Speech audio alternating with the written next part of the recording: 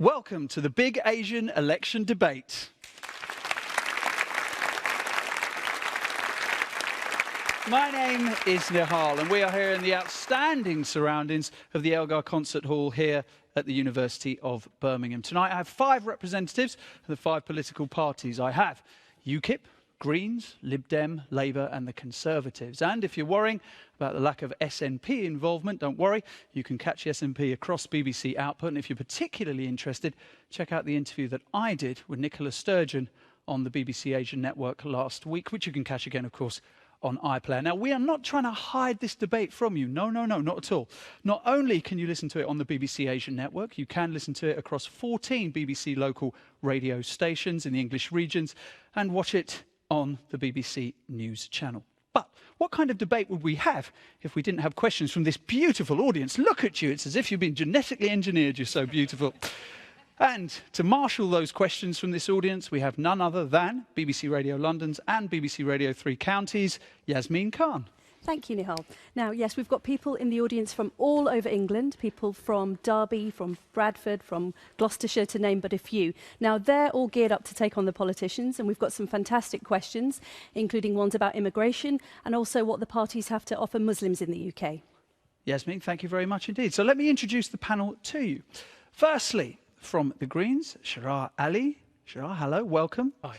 Next up, we have, from the Labour Party, Shabana Mahmood. Hello, Shabana. After that, we have from the Lib Dems, Zuffar Haq. Hello, Zuffar. Next up, Priti Patel from the Conservatives. Hello. And last but definitely not least, there's no bias here, don't worry. This is all done in a lot, so don't worry about this. We know that. We have from UKIP, Tariq Mahmood. Ladies and gentlemen, the panel.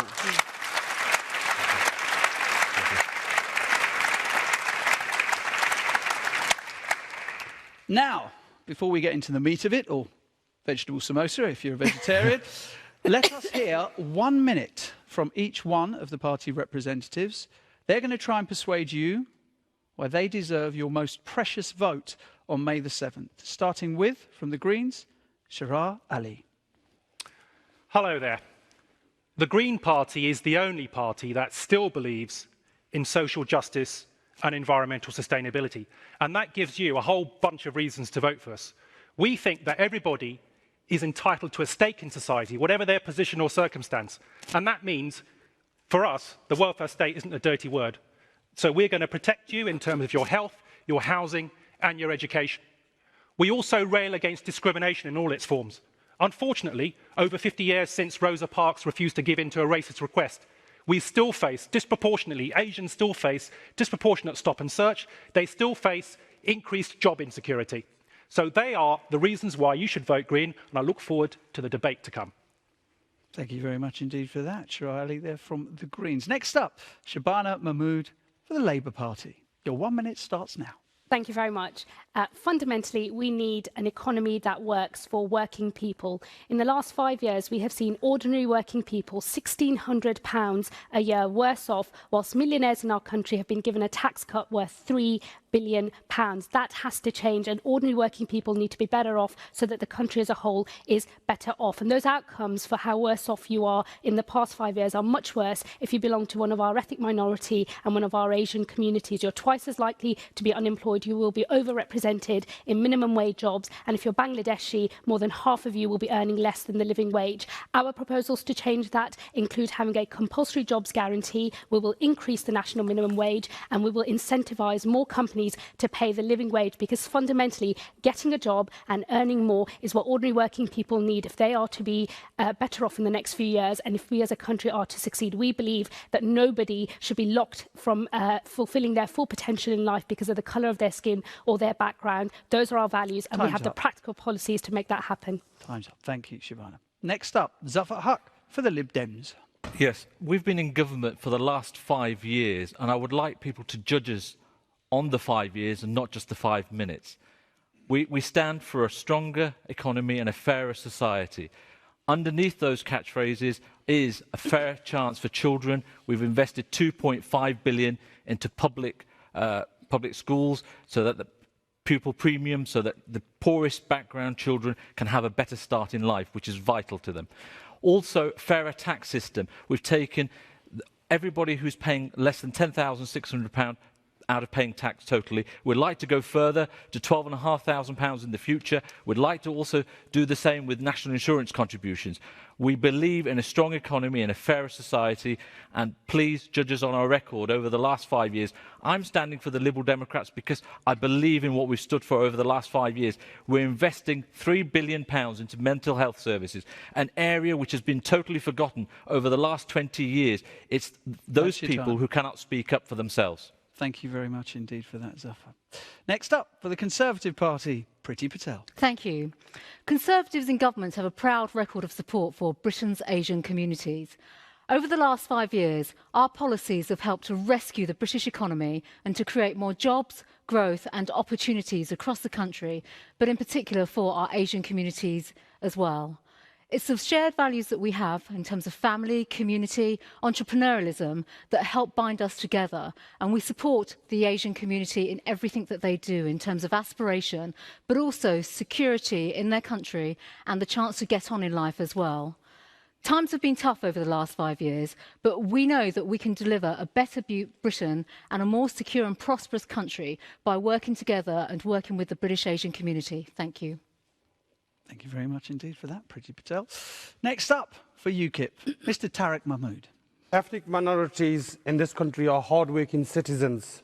Ethnic minorities in this country contribute economically and socially to the well-being of this nation. Ethnic minorities pay a significant share of tax to support the infrastructure of this country. Ethnic minorities therefore have a right, as citizens who pay in, to see that their money that they put in is spent wisely. Ethnic minorities see the country as a family striving together to build prosperity and success socially. UKIP is the only party that wants to save money by coming out of the EU, by scrapping HS2, by cutting the international aid, so that money can be spent on British people. UKIP does not believe that unfettered immigration policies are good for the country. Ethnic minorities feel the same about their communities. They want to add quality, not quantity. Time up. Time up. Thank you very much indeed for that, Tariq Mahmood from UKIP. OK, now, Yasmin Khan. Who's the first Inquisitor General that we're going to have today? We have her right here. Maria Dawood is 21 from London, and she's going to kick us off with our first talking point. Over to you, Maria. Is immigration a real problem, or are the current debates creating an atmosphere of scaremongering and finger-pointing? Tariq Mahmood from UKIP. What we have seen last year, net migration was 296,000. Clearly, UKIP believe that we need to have controlled immigration. We need to manage immigration more effectively. What we need to differentiate is that we have EU immigration and non-EU immigration. EU immigration, because we have signed up with the EU, we can't control our borders. We can't control the number of individuals coming in due to the treaty free movement of labour. Now, what we are saying is the people from ethnic minorities, specifically people from the subcontinent, Africa and others, are being discriminated. For example, if you want to call your uncle over, or if a GP wants to come from India, he has to go through the process of a visa in order to come to this country, whereas somebody from the EU with no qualifications, no experience, no language skills can simply come over. So what we are saying, we need intelligent immigration policies to ensure... OK, let's stop on that point, intelligent immigration. Sharar Ali from the Greens, do you agree with any of that? Well, I'm afraid that we are the only party, actually, at the moment who is standing up against the toxic rhetoric on immigration. It's an outrage. And we need to put this in balance. And I think, actually, that what this is all about... Who do you think is the most toxic? They're all trying to out UKIP at the moment, because they're talking about immigration controls, they're talking about caps. You cannot put an arbitrary cap. We have something called free movement of peoples across the European Union. We want to pull up the drawbridge when it suits us? I don't think so. We gain a lot from that relationship. And if you want to look at the mathematics and statistics, you can do that. But the net inflow is manageable. Most of the problems, migrants are being systematically scapegoated for problems which are not of their making. And also, we should be thinking about... Let's be civilised. let's be humane. Let's think about the causes of this migration. A lot of it is caused by climate change, for example. People in Bangladesh, for example, least responsible for the overconsumption. In Poland? How does... Sorry, People one in second. Poland as well have been damaged by EU integration. I'm not in favour of neoliberal economics across the EU. That's part of the problem. There are actually a lot of farmers in Poland even, they can't afford enough to buy back the food they could have grown in the first place because of Okay, so you're about actually no border controls. Just to be clear, in the long run, we think because we're going to be the new migrants. You've said we are going to be the new migrants. You've said remove Kingdom restrictions on foreign students, no preference for those with resources or desirable skills, abolish family migration rules requiring citizens to have a minimum income. You're £18,600. That's even penalising students who have gone away. They've fallen in love. They've gone out of the country. These are UK citizens. They can no longer come back to their own country with their partner. Shabana. So, yes, these are arbitrary and they're inhumane restrictions. Shabana Mahmood. What I would dispute with what Sharia said was when he said about trying to out UKIP, that is absolutely not where the Labour Party has come from in terms of the way we've approached the debate on immigration. And actually, Ed Miliband has gone on a journey and had a long discussion with British people about how we feel about immigration and included all communities within that. There are aspects of the debate, going back to the original question, that I also worry, as somebody from a very proud immigrant background myself, that are divisive and that are seeking to scapegoat migrants. And we've all got to guard against that. And all politicians, and I believe everybody seeking political office in our country, has to do their bit to stop that from happening. But there is a legitimate space for discussing concerns around the undercutting of wages in our country. So what happens is that the national minimum wage is not enforced. People bring in migrant labour, exploit those migrant workers, give them a really bad deal, effectively treat them like they're slave labour. And also, that's a bad deal for the low-paid, low-wage workers in our country as well, who see living standards being driven down. So we've got to have a set of policies, and that's what we've been putting forward in the Labour Party, which are about about fairness and about decent controls, but also looking after wages. Before I go to the Conservative and Lib Dem view on this, let's open it up to everybody here. Put your hand up if you've got something to say about immigration from what you've just heard everyone say. Can we have the gentleman in the glasses here, please? If we can get a microphone to the gentleman in the glasses here. Comment or question? It's more of a comment. So my name's Raza from the Muslim Public Affairs Committee. It's just for Tariq Mahmood. Just that some of the comments that have been made are deeply divisive, and it's just rhetoric that causes more intolerance in our society. I mean, for example, recently you shared an article on Twitter about Nigel Farage saying that I support immigration from India and Australia, but not of those from Eastern European countries. Why is that language even being used? How is that adult, educated discussion? All that is, it's bigotry, it's dog whistle politics. And really, I think you, as an Asian, should distance yourself from that. It's shocking. Well, Tariq, come back on that. I'll respond, Raza. It's a good question.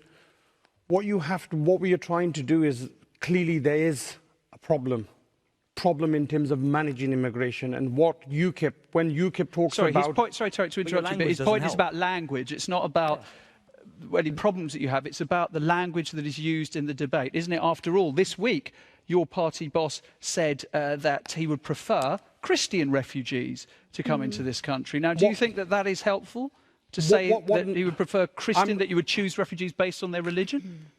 All I can say is, from UKIP's position, we're very clear on our policy in terms of immigration, that we welcome positive immigration. We welcome genuine asylum seekers who deserve it. It's about your language. How does your language actually help in the discussion on immigration? You're not talking numbers. You're not talking about the hard facts. What you're saying is, unlike Eastern Europeans, how does that help? We are clearly telling the general public the numbers of people that are coming into this country from the EU, from the old communist countries, and the impact that they are having on the resources of this country. Let's stop it there for a second.